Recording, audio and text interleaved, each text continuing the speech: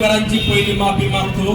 मला यायला उशीर झाला आणि नागपूरचं फ्लाईट आहे, माझ्याकडे फक्त 2 तासात मला तिथपर्यंत पोहोचायचे। आज तुम्ही सगळ्या मंडळींनी देवरोड शहरातील असतील, किवळप किनई असेल, चिंचवली असेल, त्या सगळ्या भागातल्या मामुर्डीचा काही परिसर आहे, तुम्ही सर्वांनी आपल्या देवरोड कॅन्टोन्मेंटला नगर पंचायत झाली पाहिजे या भावनेतून आज हा मोर्चा ठिकाणी आयोजित केलाय। उपस्थित बाळाभाऊ असतील, सर्वच राजकीय पक्षातले नेते मंडळी, मी बोलतो 2 मिनिटं पुढारी, राजकीय पक्षातले सगळे मंडळी असतील। मी तुम्हाला याची फक्त 2 मिनिटात माहिती सांगतो। अधिवेशन सुरू होतं आणि अधिवेशनाच्या काळामध्ये मला मुख्यमंत्री कार्यालयातून पत्र आलं की आपण राज्यभरातल्या कॅन्टोन्मेंट करता बैठक आयोजित केली आणि त्या बैठकीला तुम्ही 11 वाजता उपस्थित राहा। मी 11 वाजता विधान भवनातल्या दालनामध्ये बैठकीला उपस्थित राहिलो। त्या ठिकाणी मुख्यमंत्री, दोन्ही उपमुख्यमंत्री, तुमच्या देवडीचे लष्कराचे प्रमुख अधिकारी आणि दिल्लीतनं काही मंत्रालयाचे अधिकारी हे व्हीसीद्वारे त्या ठिकाणी उपस्थित होते आणि प्रत्येक कॅन्टोन्मेंट हे आपण महापालिकेत कुठली घेता येईल, जशी खडकीची कॅन्टोन्मेंट पुणे महापालिकेने घेतली, नगरची कॅन्टोन्मेंट महापालिकेने घेतली आणि नाशिकची सेपरेट नगर पंचायत झाली। अशा पद्धतीने चर्चा होताना देवरोड कॅन्टोन्मेंटला त्यांनी स्वतंत्र किंवा आम्ही आमच्या अतिरिक्त हा संपूर्ण परिसर ठेवणार अशा पद्धतीने त्यांनी सांगितलं। तिथं मी लगेच तात्काळ हात वरती करून सूचना केली, एकतर तुम्ही स्वतंत्र कॅन्टोन्मेंट करा, नगरपंचायत करा किंवा महापालिकेत तरी द्या। देवरोड कॅन्टोन्मेंट अजिबात तिथं लक्ष देत नाही। राज्य सरकार, केंद्र सरकारकडनं जो काही निधी तिथं टॅक्स रुपये यायला पाहिजे तोही देत नाही। मुख्यमंत्री मोदयांनी स्पष्टपणे सांगितलं आणि याबाबत प्रस्ताव दिला होता, परंतु हा भाग संवेदनशील किंवा तिथं सेन्सिटिव्ह असल्या कारणानं आम्हाला कॅन्टोन्मेंटला नगर पंचायत स्वतंत्र करता येत नाहीये। आम्ही त्यामध्ये जर दुसरा काही मार्ग काढता आला तर प्रयत्न करू, कामांकरता मदत करू। पण मी परत सांगितलं त्या ठिकाणी की आपण जे सांगताय ते होणार नाही। आपण सगळ्या नगर कॅन्टोन्मेंटला नगर परिषद, नगर पंचायत किंवा महापालिका हे करताना देवरोडला सुद्धा त्या पद्धतीचं कशा पद्धतीनं करता येईल ती भूमिका घ्या। मुख्यमंत्री, उपमुख्यमंत्री यांनी त्यावरती परत मला स्पष्टपणे सांगितलं, सेंट्रल गव्हर्नमेंटने यामध्ये जे आम्हाला सांगितले त्या पद्धतीने आम्हाला पुढची कारवाई करावी लागेल। मी मीटिंग संपल्यावरती बारणे आप्पांना फोन करून विचारलं, आप्पांनी सांगितलं की मला या बाबतीत कुठली कल्पना दिलेली नव्हती। मग आपण तुम्ही सेंट्रलचा विषय असल्यावरती तुम्ही सेंट्रल मंत्र्यांची चर्चा करा, त्यामध्ये आम्ही तिथं दिल्लीला येतो।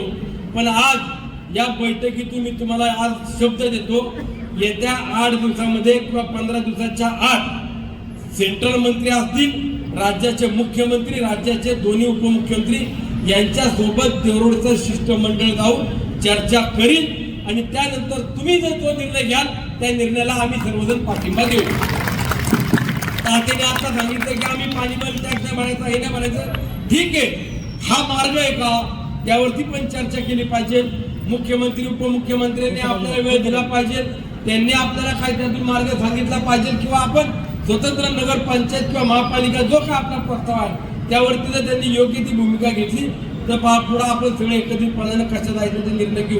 पण माझी सर्व देवरोड शहरातल्या राजकीय पक्षातील नेते मंडळींना आणि सर्व नागरिकांना देखील विनंती आहे की काही काळ हा राज्य सरकारमधले नेते आणि केंद्रातले मंत्री यांच्याबरोबर पत्रव्यवहार करून काय मार्ग निघेल का याबाबत देखील आम्हाला सहकार्य करावं।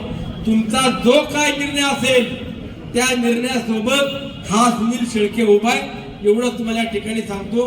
बाकी जर राज्य सरकारच्या बाबतीतली काय देवरोड शहर कॅन कृती समितीच्या वतीने या ठिकाणी 68 वर्ष कॅन बोर्डला पूर्ण झाले, पण कुठल्याही मूलभूत सुविधा कॅन्टोन बोर्डाकडून आपल्याला मिळत नाही।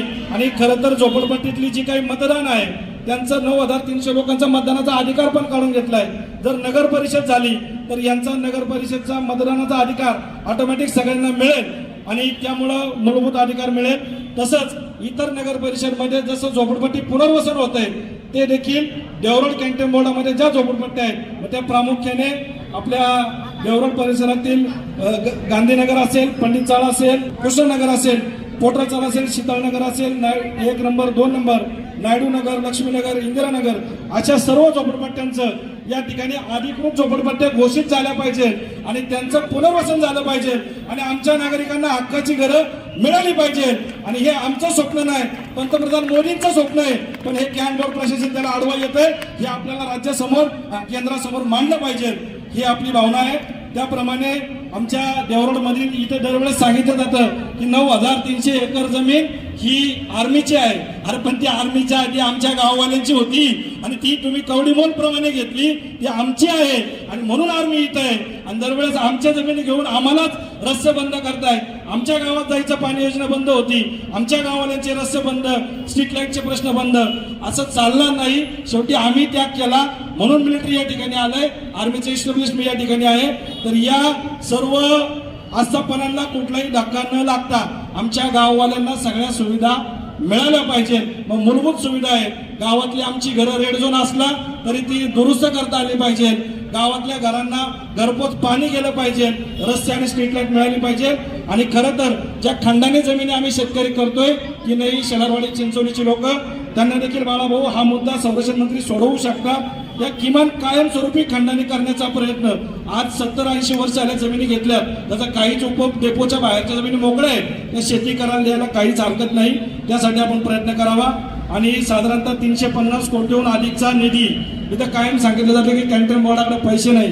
कॅन्टोन्मेंट बोर्डाच्या हक्काचे पैसे मिलिटरी संरक्षण मंत्रालयाने दाबून ठेवले. 3.5 जसं आपण टॅक्स देतो, आपलं घर आहे, दुकान आहे किंवा काही व्यवसाय म्हणून कॅन्टोन्मेंट बोर्डाला स्वच्छता या संदर्भात टॅक्स देतो आणि त्या माध्यमातून आता फक्त पगार चाललाय.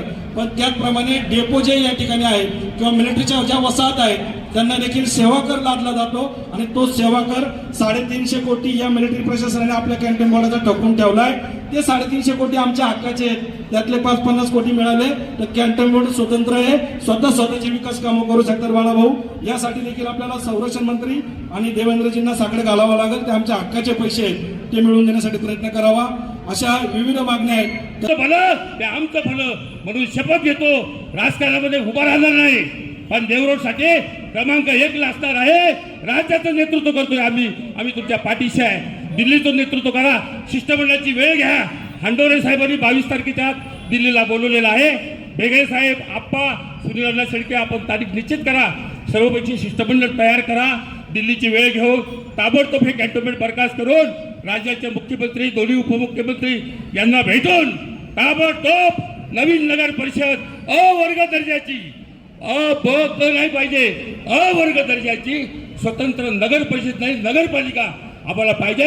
जय हिंद, जय भीम, जय वाल्मीकि. हमको कोई अंधा है, लंगड़ा है, लुल्ला है और जो उनको पेंशन का कोई रूपरेखा नहीं है, कोई बचत गट के लिए जो पैसा मिलता है नगर पालिका में, नगर परिषद में, वो भी नहीं है.